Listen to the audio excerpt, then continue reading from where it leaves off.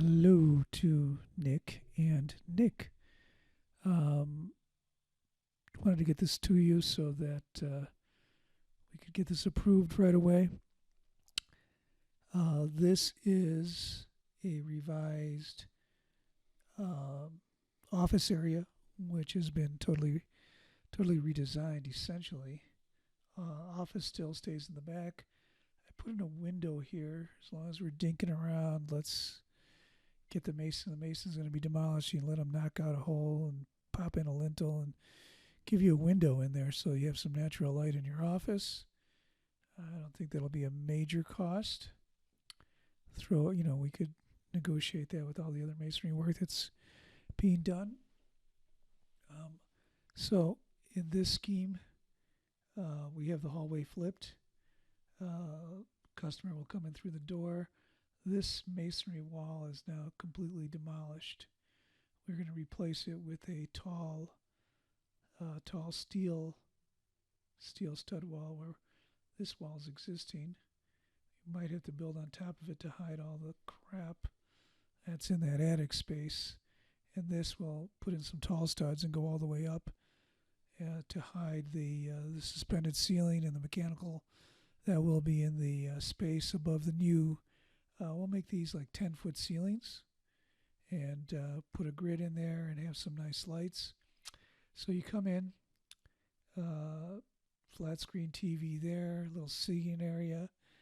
The customer can interact with one of your employees, double height counter, printer, computer here, paperwork on top of over here. Standing area, we could sit down. We could lower this. This is a 36. Could lower it to 30 inches if there's going to be work done here by the employees. But it seemed to me this was mostly a stand-up area.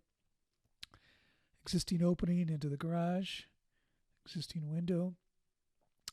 And instead of trying to eliminate the break room and plumbing and whatnot, there really is enough room in here to create a little break area. And so I've done that with an 8-foot wide room in here, countertop, under counter refrigerator, stools, built-in eating area. This is all just cheap laminate, very inexpensive, not spending a ton of money.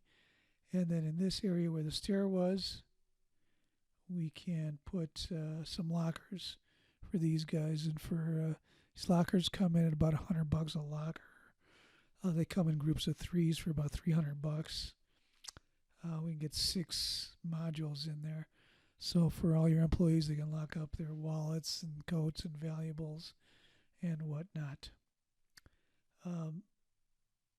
One bathroom for the customers, one bathroom for the employees with a urinal. The employees would cut an opening here, and they would just, from the garage, walk in through there and use the bathroom. Your office would be right there. All right, let's move on to the next page. Slide this down a little bit. And so that looks like this. 16 feet, counter, all that stuff there, the handicapped areas. The reviewer may want a wider hallway. We may have to scoot this down into here a little bit. Let's see what he says. That's the story there. I explained that earlier in the other drawing. Then there's these rooms over here that get in this edition with the precast walls here at 10 feet. And we have skylights.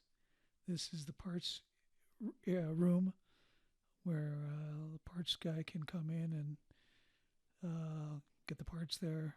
You guys can grab the parts there. Hydraulic room there. Tool area. Toolboxes. Everything will be shoved into here. We have big openings that you can move your stuff into there.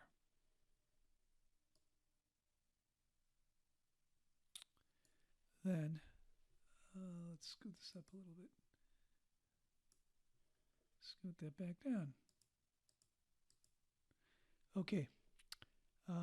The addition in order to get the truck length that is actually shown in the diagram with a little room to scooch, got to go to about 3'8", and I've drawn in the radiuses for a car, and really should keep this if we can. We really should try to keep this column. It's just a major cost to redo that steel. Let's try not to do it. If we must, we must. But you're going to have to tell me. I'm going to need an answer from you on that. 20-foot doors, just enough room to develop a wall for the precast lintel columns to come down, the loads to come down on the lintel columns. Roof slopes front to back to the downspouts. The blue area is actually the roof area.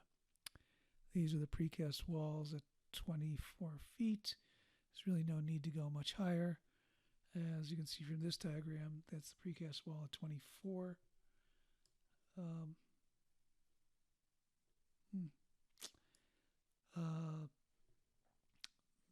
This is a 6-foot tall guy there. If we jack up the truck to 6'9", you can easily work under there. Even your tall guy there could work under there. This is the 12-foot 2.5 from your diagram. This is the 34.6 for your diagram, and just a little scooch in space. You just can't get it within inches. That's not gonna happen. And even if we have a 30-inch truss, which we probably will, we will still have 2 foot of clearance. The trusses, lights, and the units will hang in between. There's a span of 11 feet in the insulated roof we have here, so we can hang the lights and the unit heaters in here. So we'll always maintain the 2 foot clearance. They won't block into anything. No need to spend money if we don't have to. And these are really 24. This is really tall. It's a big space. Okay.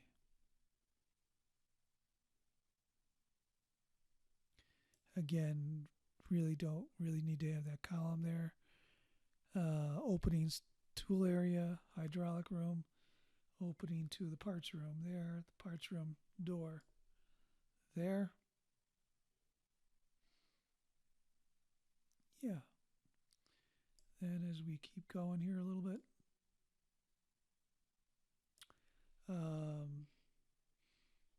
there's the offset for the truck bay 20-foot doors. Glass door there.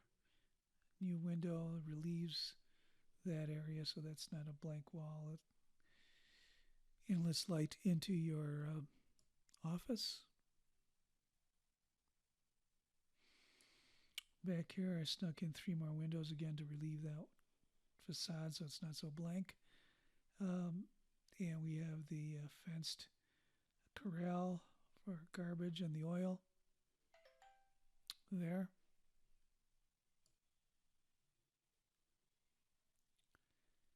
And then some lights all the way across to light that area for the work. So we have natural light. We don't spend a ton of money on electricity, so the guys can see what they're doing. And the skylights, again, let light in through the openings there and into that space there, and will also light the addition there.